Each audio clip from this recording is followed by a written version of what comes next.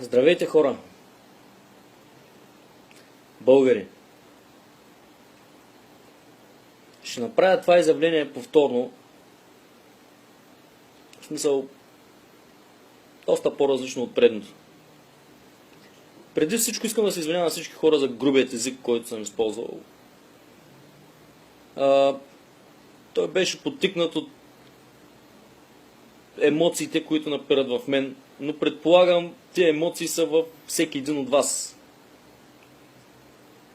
Понеже аз съм обикновен гражданин, част от народа.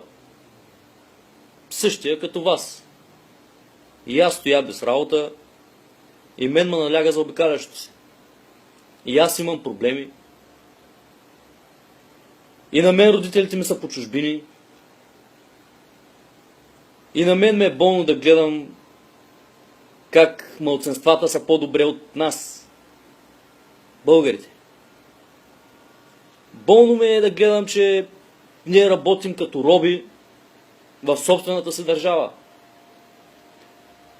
Болно ме е, че народа го превзема тиха война. Как да ви кажа? В момента случващо се е тиха война.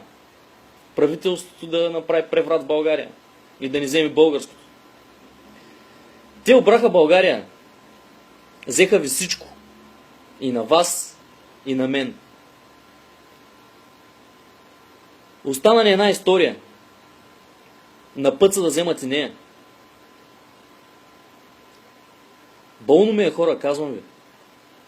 Тежко ми е. Доста хора подкрепиха това видео. А видеото беше направено просто за да си кажа какво ми е на мен. И факта, че толкова много хора го споделиха, и то за един ден, ми говори, че българският народ не е изгубен. Аз вярвам в този народ. Така както си вярвам и в България. Вярвам във всеки един от вас. Че вие можете да намерите сили и преди да промените всичко останало, да промените себе си. Аз нямам цел да правя граждански войни, бунтове, революции и така нататък. Моята единствена цел е този народ да бъде сплотен и единен. Да бъдем една сила, да бъдем народ. Защото в момента ние сме овце. И всеки на манипулира. Ако мога да парафразирам случващото се в България, държавата ни прилича на лека жена, която всеки, който дойде, може да я оправи.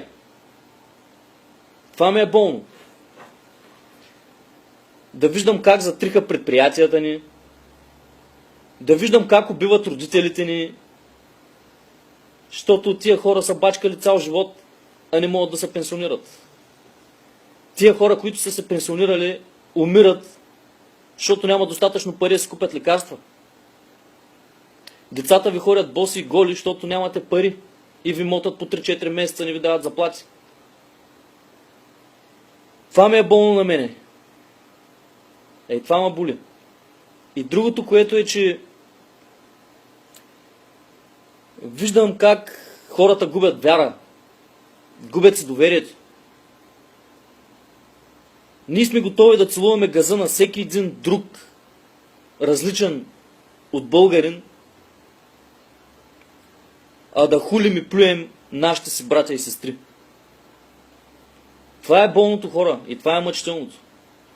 И искам да осъзнаете, че политиците и властта също ги е страх от нас, така както ние се страхуваме от тях. Тях също ги е страх от нас. Те знаят прекалено добре, че когато народът е единен и сплотен, те са без глас.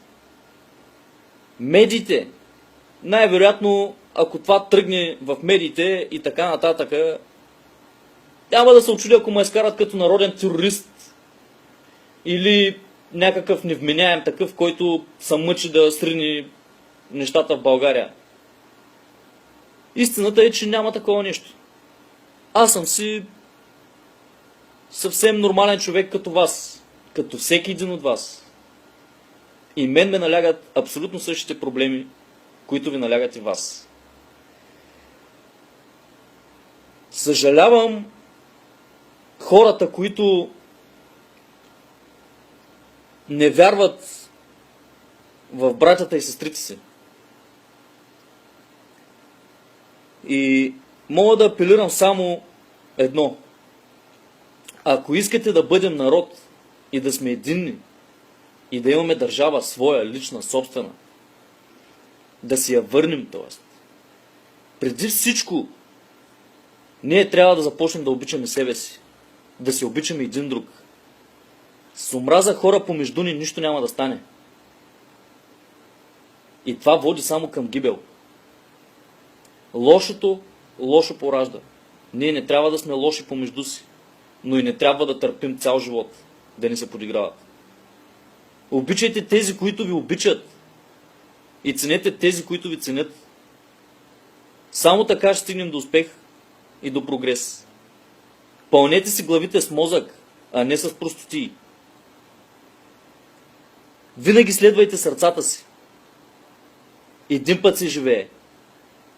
Обичайте жените си. Обичайте децата си. Обичайте комшията си. Обичайте всичко българско и родно. И се борете срещу това, което иска да ви го вземе. На този свят най-ценното нещо е семейството. А българският народ е едно семейство. Нека не им позволяваме те да ни превърнат в стадо.